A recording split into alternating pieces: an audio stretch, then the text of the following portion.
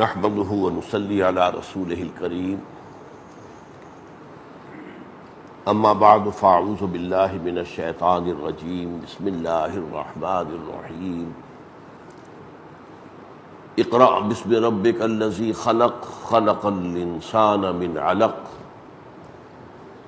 اقرأ وربک الاکرم الذی علم بالقلم علم الانسان ما لم يعلم کلا ان الانسان لیطغی ان رآہ استغنی ان الی ربک الرجعی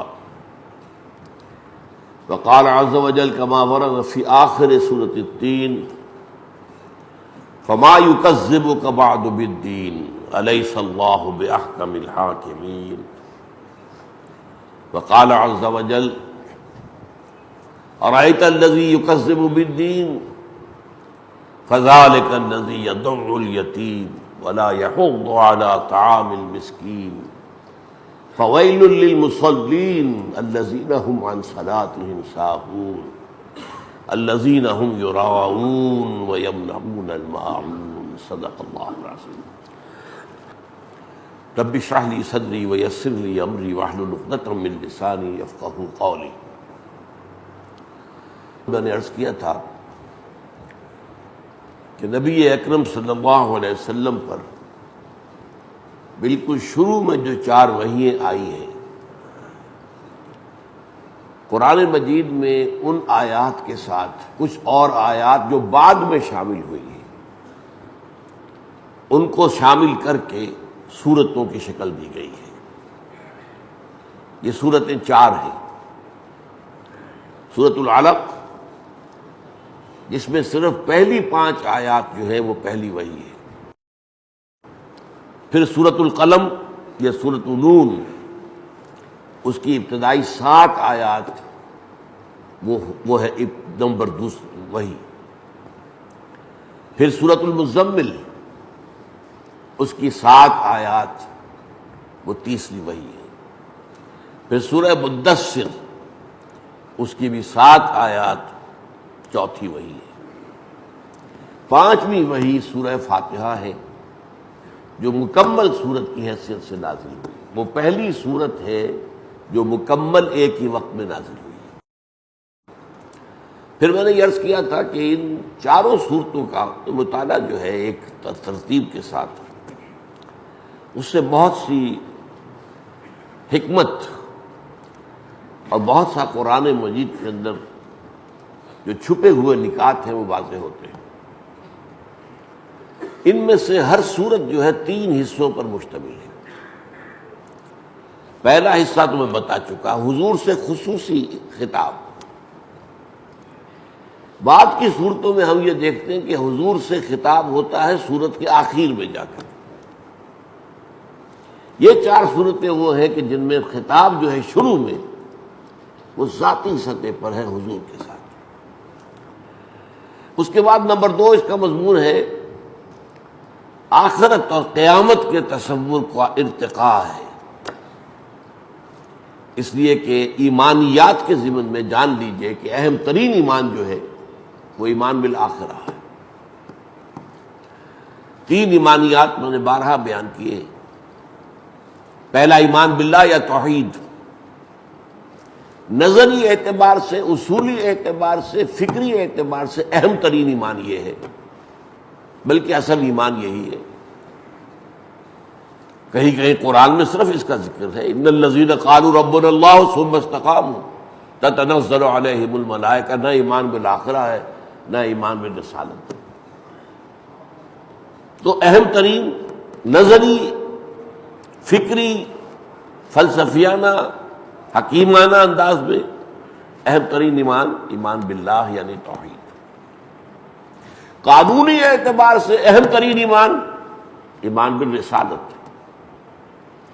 اگر کوئی شخص رسول کو نہیں مانتا وہ کافر ہے، چاہے وہ موحد ہو، بہت عمدہ اخلاق رکھتا ہو، خادم خلق ہو، سب کچھ ہو اس میں، رسول کو نہیں مانے گا تو وہ مسلمان نہیں ہے. قانونی اعتبار سے اہم ترین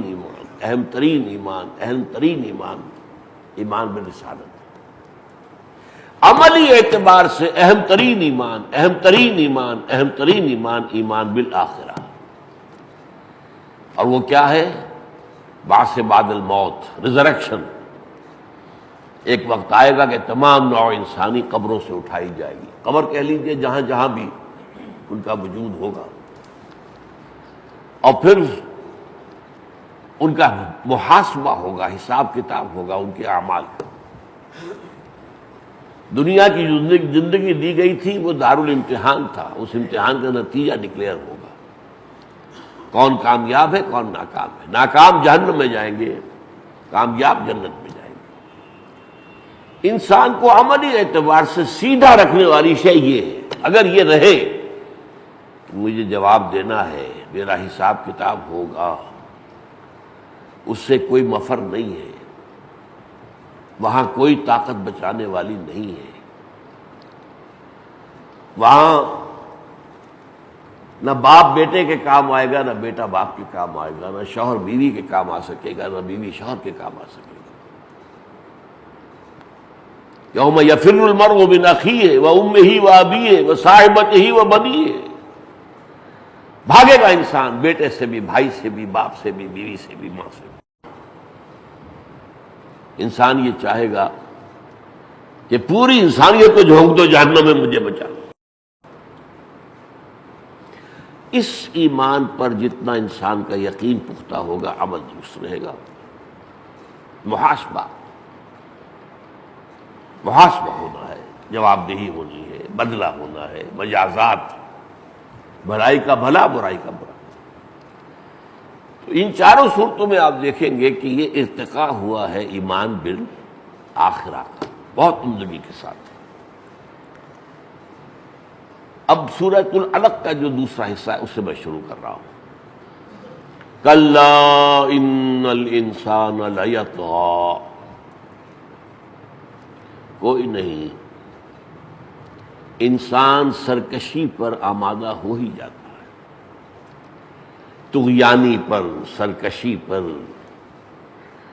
انسان جو ہے ظلم پر، تعدی پر، اخلاق باختگی پر، آوارگی پر آمادہ ہو ہی جاتا ہے۔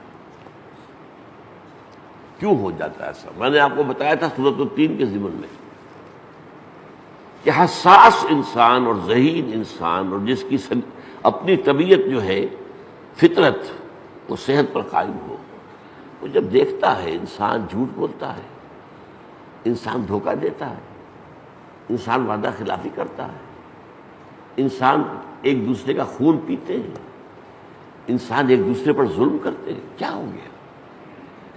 اور میں نے آپ کو بتایا تھا کہ جدید سائیکالوجی میں جتنے بھی اسکولز آف تھاٹ ہیں وہ انسان کا بڑا گھٹیا تصور پیش کرتے ہیں، بڑا گھٹیا۔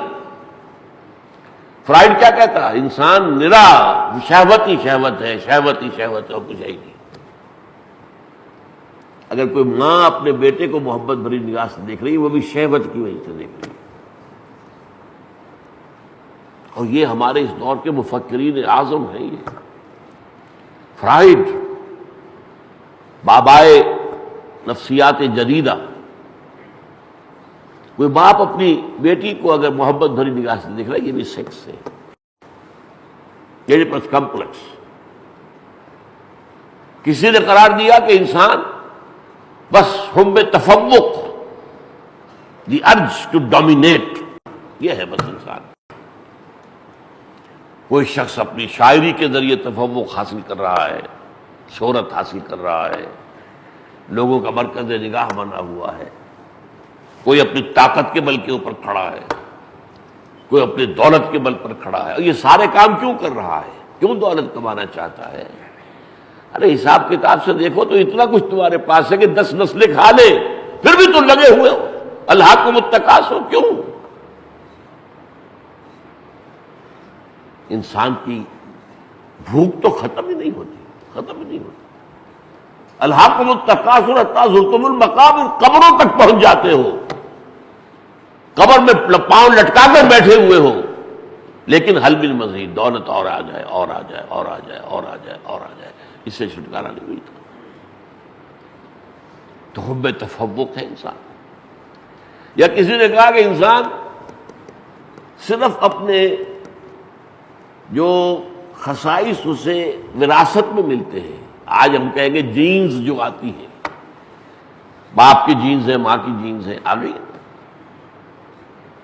ان جینز کے اپنے اپنے اوصاف ہیں، خصائص ہیں۔ پھر وہ جس ماحول میں رہتا ہے، یہ دو چیزیں ہیں جو اس کی شخصیت کو بناتی ہیں۔ He doesn't have any free will, کوئی اس کا آزاد ارادہ نہیں ہے، کوئی ارادہ ہے ہی نہیں۔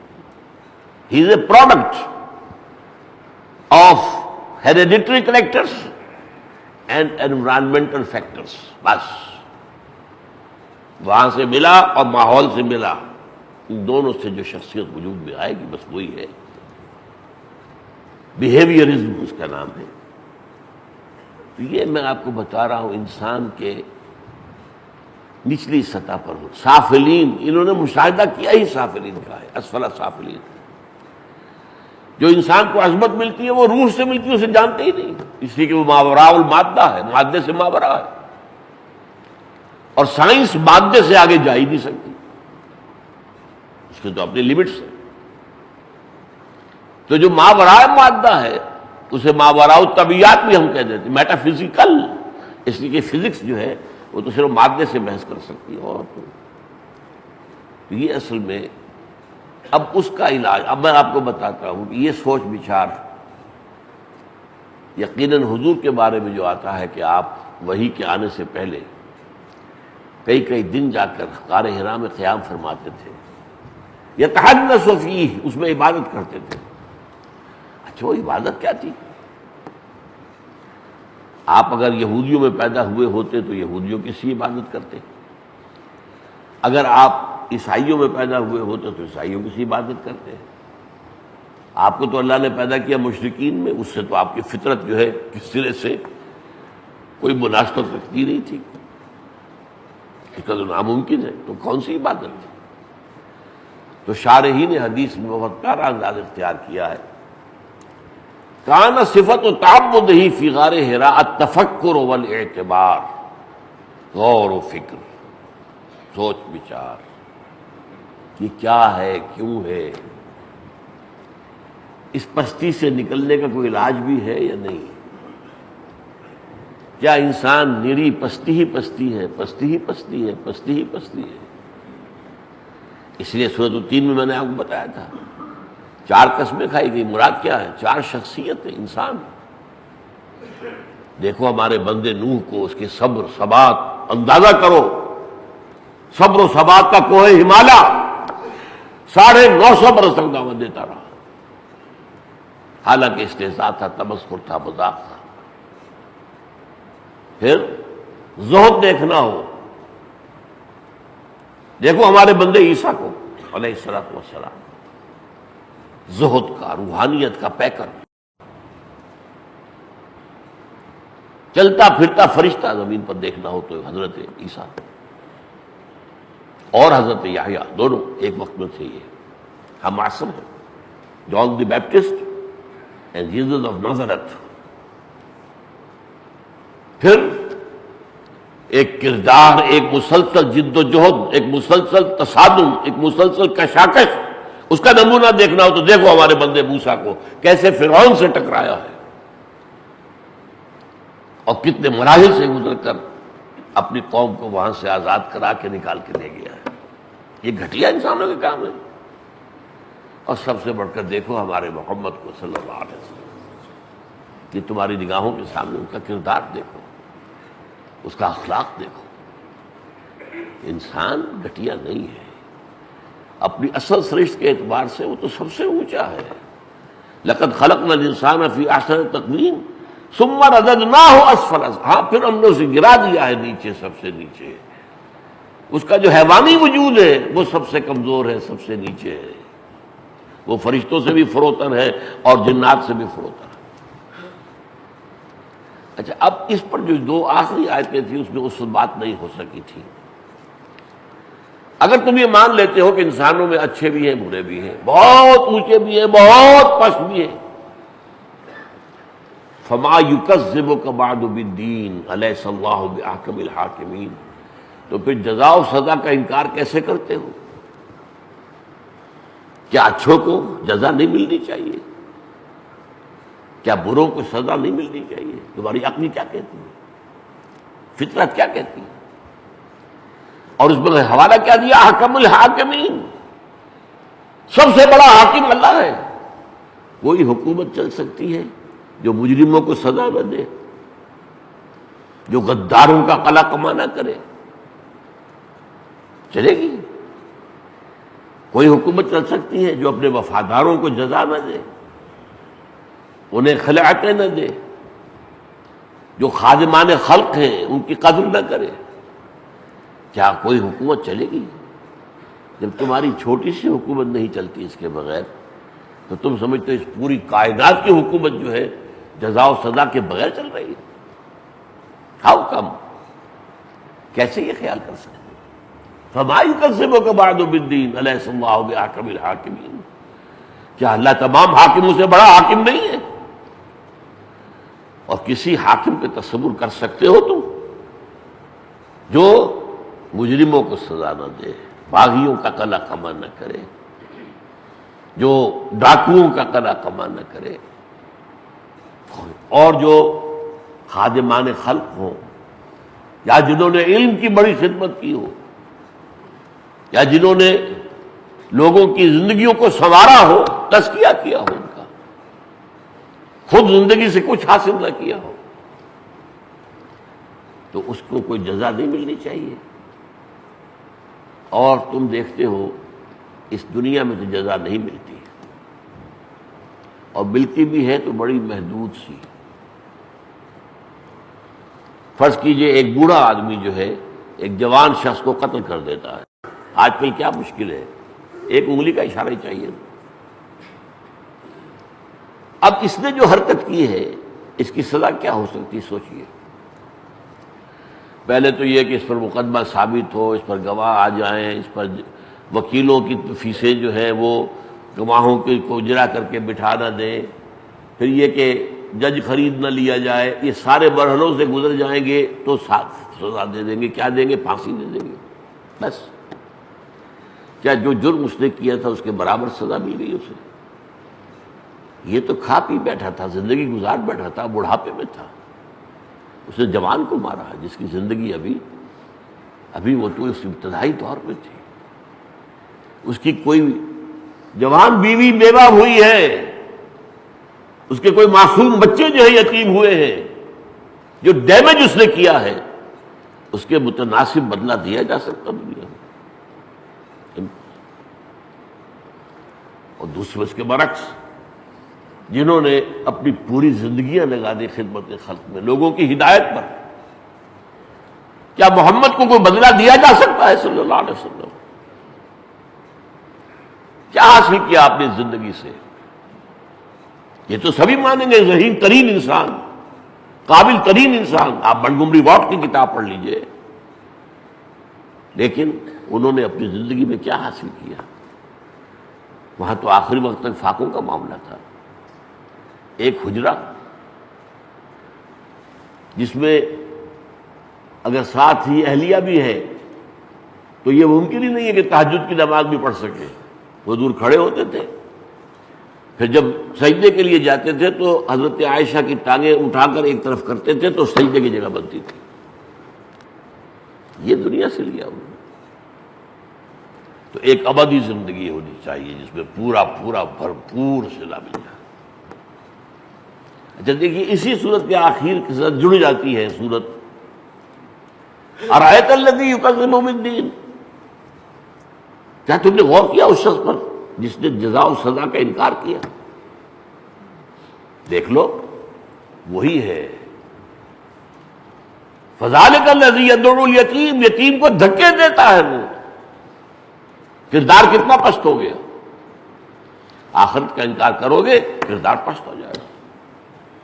ولا یحض علی طعام المسکین، کہ بھوکے کو کھانا کھلانا خود تو درکنار، کسی اور کو بھی نہیں کہنے کو تیار۔ اور اسی طرح بظاہر مذہبی آدمی ہے، نماز پڑھ رہا ہے، اپنی نماز سے غافل ہے، وہ نماز میں بھی حساب کتاب کر رہا ہے، اپنے کاروبار کا جوڑ رہا ہے، اس لیے کہ جزا و سزا کا یقین اس کے دل میں نہیں ہے۔ یہ سب رسمیں ہیں، ریچولز ہیں۔ علامہ اقبال تو بہت دور چلے گئے اس میں کہنے میں، عقل و دل و نگاہ کا مرشد اولی ہے عشق، عشق نہ ہو تو شرع و دین متقدع تصورات۔ اور ایک اور شعر میں تو ایک اور انتہا کو پہنچ گئے، وہ میں ان کی اس نظم کو میں سمجھتا ہوں کہ ٹاپ کی نظم ہے۔ کیا نہیں کوئی غزنوی کارگہ حیات میں، بیٹھے ہیں کب سے منتظر اہل حرم کے سومنات۔ اہل حرم نے بھی بت بنا رکھے ہیں، اہل حرم نے بھی سومنات بنا رکھے ہیں۔ جیسے کوئی غزنوی آیا تھا جس نے سومنات کے بت توڑے تھے، کوئی ہے کہ جو اہل حرم کے سومنات کو توڑ سکے؟ یہ ہمارے ریچولز جو ہے یہ ہمارے معبود بن جاتے ہیں بس۔ بہرحال ارأیت الذی یکذب بالدین فذلک الذی یدعو الیتیم ولا یحض علی طعام المسکین فویل للمصلین الذین هم عن صلاتهم ساہون۔ تو ہلاکت ہے ان نمازیوں کے لیے جو اپنی نماز سے غافل ہے، روح صلاۃ نہیں ہے ان کے پاس، رسم صلاۃ ہے، نماز و روزہ و قربانی و حج یہ سب باقی ہیں، تو باقی نہیں۔ اور شوق اگر تیرا نہ ہو میری نماز کا امام، میرا سجود بھی حجاب، میرا قیام بھی حجاب۔ الذین هم یراؤون، یہ عبادتیں بھی کرتے تو دکھاوے کے لیے، ریاکاری کے لیے۔ اگر آخرت کا یقین نہیں ہے تو آپ کی عبادت ریاکاری پر ہے۔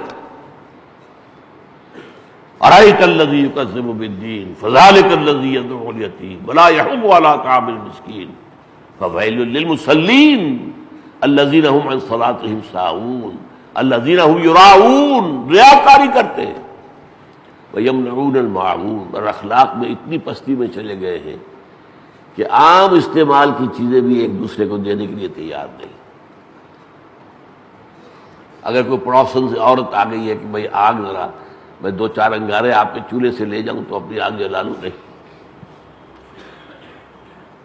عام استعمال۔ بہرحال یہاں کیا بتایا گیا اس سورہ مبارکہ میں، کلا ان الانسان لیطغی، انسان سرکش ہو ہی جاتا ہے، تمرد،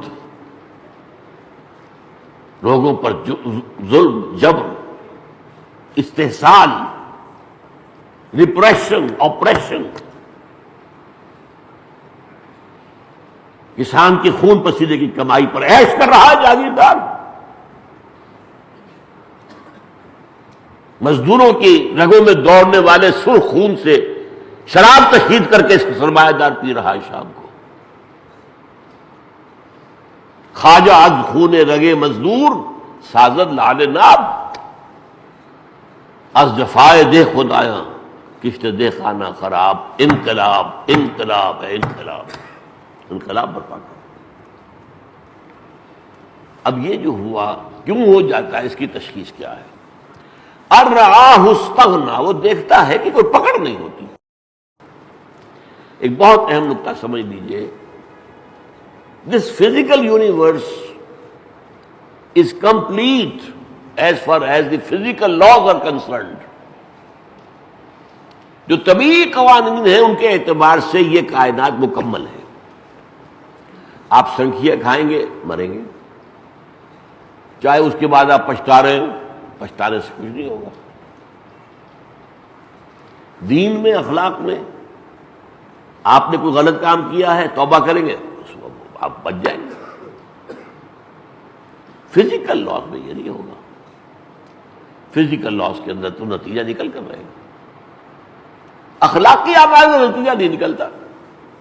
میں نے جھوٹ بولا، میری زبان پر چھالا بھی نہیں نکلا، پھر بولے گا، پھر بولے گا، اور جھوٹ بولنے سے فائدہ ہو گیا مجھے، بڑھتا چلا جائے گا۔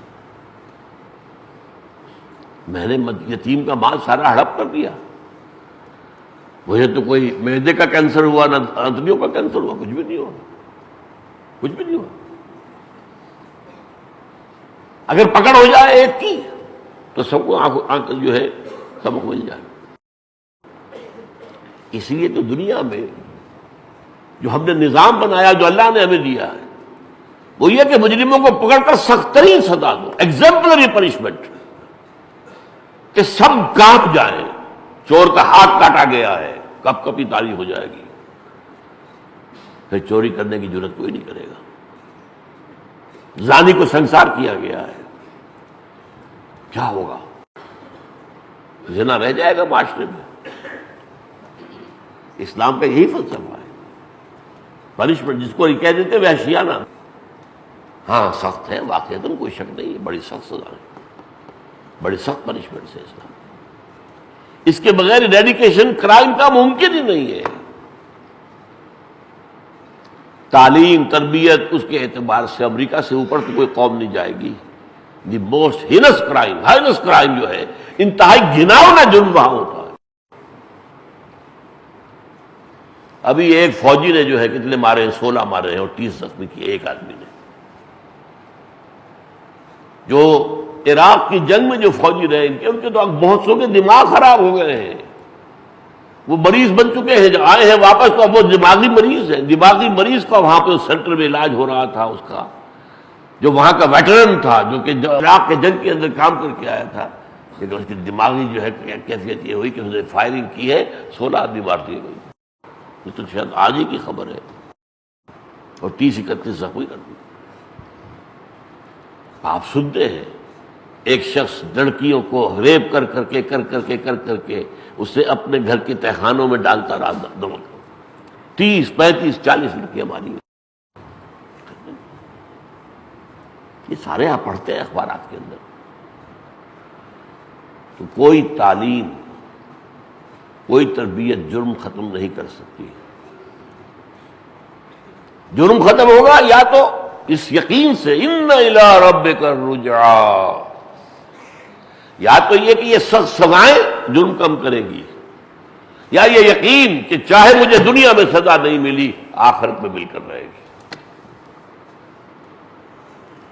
میں نے دنیا میں اپنے آپ کو بچا لیا، میں نے ججوں کو خرید لیا، میں نے 5-5 لاکھ ایک پیشی کے وکیلوں کو دے لیے، انہوں نے اڑنگے لگا کر اور جرا کر کے گواہوں کو جو ہے بٹھا دیا۔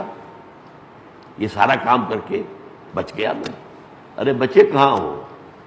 ابھی تو وہ دنیا آخری باقی ہے، حساب کتاب تو وہاں ہونا ہے۔ یہ یقین اگر انکلکیٹ ہو جائے کہ ریزریکشن ہے، بعث بعد الموت ہے، حساب کتاب ہے، جزا و سزا ہے، تب انسان سیدھا رہے گا۔ یہ ہے گویا کہ ایمان بالآخرت کا فلسفہ۔ اب یہاں میں آپ کو بتا دوں، ایک بہت بڑا مغربی یورپین فلاسفر ہے کانٹ۔ کانٹ نے ایک کتاب لکھی اور اس کا تہلکہ مچ گیا پورے یورپ میں، اس لیے کہ اس وقت تک ابھی یورپ جتنا آج بے دین ہے اتنا بے دین نہیں تھا، عیسائیت کا وہاں چرچا تھا۔ امریکہ میں آج بھی ہے، امریکہ اتنا بے دین نہیں ہے جتنا بے دین کے یورپ۔ خیر وہ ایک علیحدہ بات ہے۔ تو کتاب لکھی اے کریٹیک آف پیور ریزن، عقل خالص کا جائزہ، پیور ریزن۔ اس نے ثابت کر دیا استدلال سے کہ خدا کے وجود کو کوئی دلیل ثابت نہیں کر سکتی۔ جو دلیلیں دی گئی ہیں منطقی سب کاٹ دی اس نے۔ لوہے کو لوہا کاٹتا ہے، ان الحدید بالحدید یفلح، لوہے کو لوہا کاٹتا ہے۔ تو منطق سے خدا کو ثابت کرنا چاہتے لو، یہ منطق کی دلیل سے میں تمہاری دلیل توڑتا ہوں۔ اور یہ حقیقت ہے، کوئی منطقی دلیل اللہ کے وجود کو ثابت نہیں کر سکتی، وہ سائنٹیفک ثابت نہیں کر سکتی، سائنس تو ہے ہی ماورا ہو، سائنس کا تو وہ فیلڈ ہی نہیں، وہ کیا ثابت کرے گی منطق۔ اس کتاب سے بڑا شور مچ گیا، جیسے ہمارے ہاں آپ کو یاد ہوگا علامہ اقبال نے جب شکوہ نظم لکھی تھی تو بڑا شور مچ گیا تھا، یہ کیا کیا، اتنی گستاخی، اللہ کی جناب میں اتنی بے باکی، اتنی گستاخی، ہم وفادار نہیں تو بھی تو دلدار نہیں، یہ انداز اللہ کے ساتھ۔ اس کے بعد میں جواب شکوہ لکھی ہے تو پھر وہ زخم منمل ہو گیا، نہیں یہ تمہید تھی، اصل بات تو وہ کہنی تھی کہ اللہ نے پھر جواب کیا دیا۔ وہ علامہ کی بہت ماسٹر پیس نظموں میں سے ہے، اور یہ آسان بھی ہے۔ ہمارے بدقسمتی ہے کہ اب ختم ہو گیا نا، اب نئے نصاب میں تو علامہ اقبال کا ذکر ہی نہیں ہے، کوئی نوجوانوں کو کیا پتہ چلے گا۔ بہرحال میں آپ کو بتا رہا تھا کانٹ کے بارے میں۔ کانٹ نے ثابت کیا کہ اللہ کے، خدا کے وجود کو کسی دلیل سے ثابت نہیں کیا جا سکتا، جتنی منطقی دلیلیں آج تک دی گئی ہیں علم کلام میں، ان سب کو اس نے کاٹ کے پھینک دیا۔ پھر دوسری کتاب لکھی کچھ عرصے کے بعد، اے کریٹیک آف پریکٹیکل ریزن، ایک تھا pure reason, critique of pure reason, عقل خالص، ایک ہے عقل عملی، پریکٹیکل ریزن۔ اس میں اس نے ثابت کیا اگر خدا کو نہیں مانو گے کوئی موریلٹی ممکن نہیں ہے، اخلاقیات کا کوئی وجود ہی نہیں ہوگا، یعنی خدا کو ماننا لازم ہے اگر تم چاہتے ہو کہ اخلاق دنیا میں ہو لوگوں کے اندر۔ قرآن مجید نے اس دلیل کو اللہ کے وجود کے لیے نہیں بیان کیا ہے، دلیل بیان کی ہے یہ، لیکن اللہ کے وجود کے لیے نہیں۔ اللہ کے وجود کے بارے میں تو قرآن کا ایک ہی بات ہے، تمہارے دل میں اللہ ہے، اس کے اوپر پردے آ گئے ہیں۔ دیکھو آسمان کو، زمین کو، ان نشانیوں کو دیکھنے سے کوئی یاد آیا تمہیں کہ نہیں؟ جیسے آپ کے کسی دوست نے آپ کو بڑا عمدہ قلم، قیمتی قلم دیا تحفے میں، آپ نے اسے بجائے اسے گھس گھس کرنے کے سنبھال کے رکھ دیا اپنے ٹرنک کے اندر۔ اب سالہ سال ہو گئے، نہ دوست سے ملاقات ہوئی، نہ وہ یاد رہا کوئی پین بھی تھا کہاں تھا۔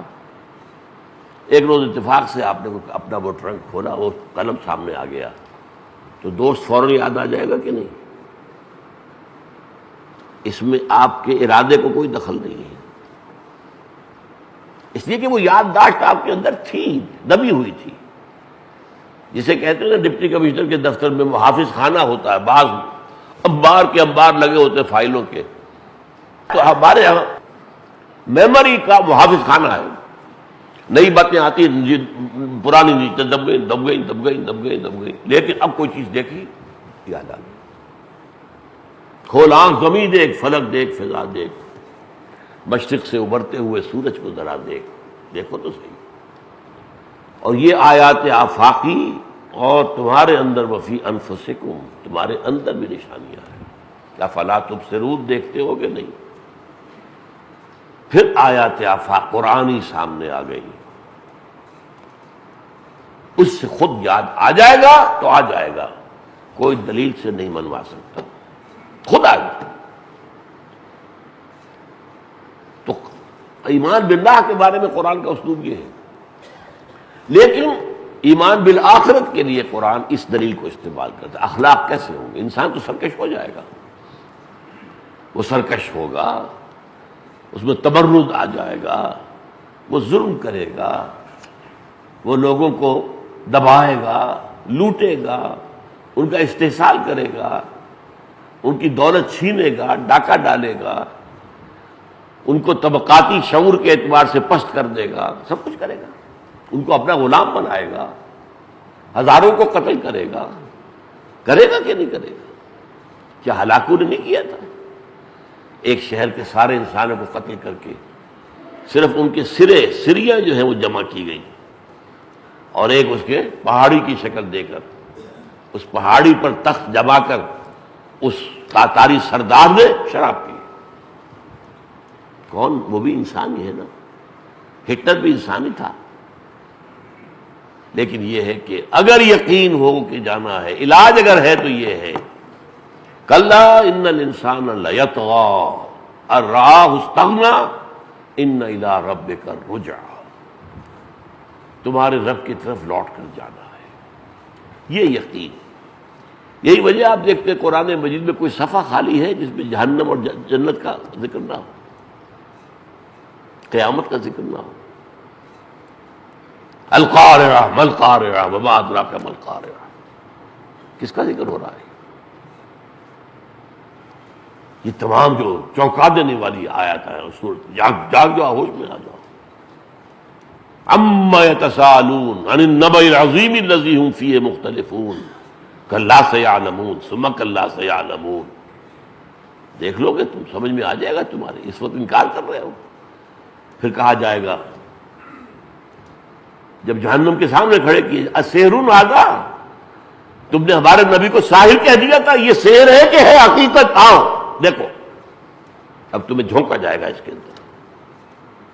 اس پر اگر یقین نہیں ہے تو کوئی اور شے انسان کو گناہ سے، ظلم سے، زیادتی سے، تعدی سے یہ انسان کو روک نہیں سکتا۔ تعلیم کا لیول کتنا اونچا کر دیں، 100% لٹریسی ہو جائے، نہیں، اس کے بغیر نہیں ہوگا۔ اسی لیے جیسا کہ پھر میں نے مثال آپ کو دی ہے، اس کو اب آگے پھیلا لیجئے۔ ایک بوڑھے شخص نے ایک جوان کو قتل کیا، اب اس کے ہم وزن سزا اس نے اس دنیا میں تو دینی ممکن نہیں ہے۔ ایک اور دنیا ہونی چاہیے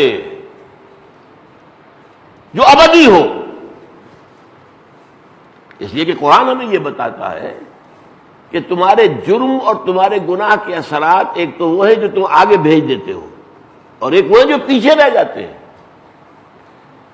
اب اس نے جو جوان ایک عورت کو بیوہ کیا ہے، اگر خدا نہ خواستہ وہ بعد میں آوارہ ہوتی ہے تو کس کے ذمہ ہے یہ؟ اس کے بچے اگر آوارہ ہو جاتے ہیں، باپ کا سر پر سایہ ہی نہیں، نگہداشت ہی نہیں، کس کا جرم ہے؟ اور ان کی یہ خرابیاں آگے پھیلتے جائیں گی، پھیلتی جائیں گی، پھیلتی جائیں گی، آخری وقت تک، قیامت تک وہ اثر چلے گا، ختم نہیں ہوگا۔ آپ کے جو بھی گناہ ہیں ان کے اثرات، جیسے آپ کی نیکی کے اثرات، صدقہ جاریہ کہا گیا ہے نا، آپ نے کسی کو اچھا علم دیا ہے، وہ علم اس سے آگے جائے گا، اس سے آگے جائے گا، اس سے آگے جائے گا، اس سے آگے جائے گا، اور جہاں جہاں تک جائے گا آپ کا حصہ رہے گا اس میں۔ جو بھی اس سے فائدہ اٹھائے گا اس کا اجر اپنی جگہ ہے، لیکن تمہارے حساب میں وہ پڑتا رہے گا۔ یہی تو وجہ ہے نا کہ جب ہم حضور پر کہتے ہیں اللہم صلی علی عبدک و نبیک بعدد من قعد وقام وبارک وسلم علیہ بعدد من صلی وصام، اے اللہ اپنے بندے اور رسول محمد پر درود بھیج ان سب کی تعداد کے برابر جو کہ آج نماز پڑھ رہے ہیں، اس لیے پڑھ رہے ہیں محمد کے طفیل پڑھ رہے ہیں، اس نے سکھائی تھی نا نماز۔ قعد وقام، جو بیٹھے ہیں نماز میں یا کھڑے ہیں، کس کے لیے؟ صلی وصام، نماز پڑھ رہے ہیں، روزہ رکھ رہے ہیں، کس کی وجہ سے؟ جہاں بھی خیر ہے، ہر کجا بینی جہان رنگ بو، آنکھ از خاکش بروید آرزو، یا ز نور مصطفیٰ برا بہاست، یا ہنوز اندر تلاش مصطفیٰ۔ اس دنیا میں جو بھی خیر ہے اس وقت وہ محمد کی، مصطفیٰ کی عطا ہے، اس کی دی ہوئی ہے۔ اس اعتبار اللہم صلی علی محمد وعلی آل محمد بعدد من صلی وصام قعد وقام۔ اس لیے کہ ہمیں اگر کوئی توفیق ملی ہوئی ہے تو حضور کی بدولت ہے۔ اس لیے بدلے کے لیے ابدی زندگی چاہیے، یہ بات اب سمجھ میں آئی آپ کے؟ ورنہ صحیح بدلہ تو نہیں دیا جا سکتا۔ حضور کا کیا کیا بدلہ دیا جائے گا؟ کیا 100-200 سالوں میں بدلہ آپ کا مکمل ہو جائے گا؟ ابدی زندگی. اسی لیے آخرت کا ابدیت کا تصور ہے کہ انسان کے اعمالوں کے جزا و سزا جس کے لیے یہ آخرت ہے اس کا تقاضا یہ ہے کہ وہ ابدی ہو. اس کے قانون اور ہوں گے، یا والے نہیں ہوں گے. اس کی ایک آگ وہ بھی ہے جس کا شعلہ دل پر بھڑکے گا، دل پر بھڑکے گا. آج تو ہم تو کسی ایسی آگ سے واقف نہیں ہیں،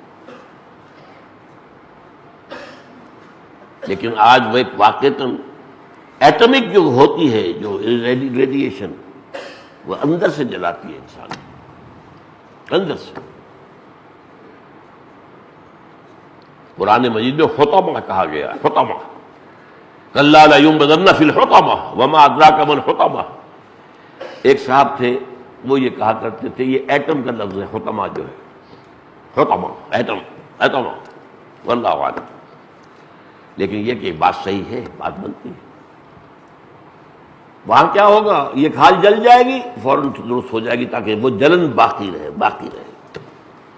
اس لیے کہ آج ہمیں معلوم ہے کہ سینسٹیوٹی جو ہے وہ تو یہی ہے، حساسیت. اس کے نیچے جو ہے جب مسل جلتا ہے اسی کی کوئی تکلیف نہیں ہوتی،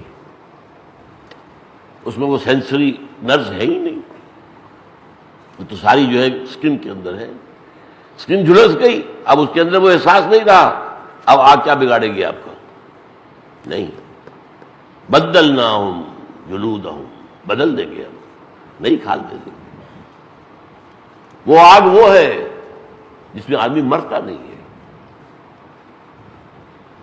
لا تبقی ولا تذر لواحۃ للبشر علیہا 19. یہ سورہ مدثر میں انشاءاللہ ہم پڑھیں گے. تو آج ہم نے سورہ علق کا جو دوسرا حصہ ہے جس میں ایمان بالآخرت کا فلسفہ بیان ہوا ہے. کلا ان الانسان لیطغی. صحیح ہے تمہارا مشاہدہ، تم نے جو دیکھا کہ انسان ظلم پر، تعدی پر، سرکشی پر آمادہ ہو ہی جاتا ہے، اور آمادہ ہو کر بڑھتا چلا جاتا ہے. کیوں؟ کہ کوئی پکڑ نہیں ہوئی، کوئی سزا نہیں ملی. اب اس کا علاج کیا ہے؟ یقین دل میں پیدا کرو کہ مرنے کے بعد جی اٹھنا ہے، حساب کتاب ہے، جزا و سزا ہے، اور وہ جزا بھی ابدی ہے اور سزا بھی ابدی ہے. وَإِنَّهَا لَجَنَّةٌ أَبَدًا أَوْ لَنَارٌ أَبَدًا. بارک اللہ لی ولکم فی القرآن العظیم ونفعنی وإیاکم بالآیات والذکر الحکیم.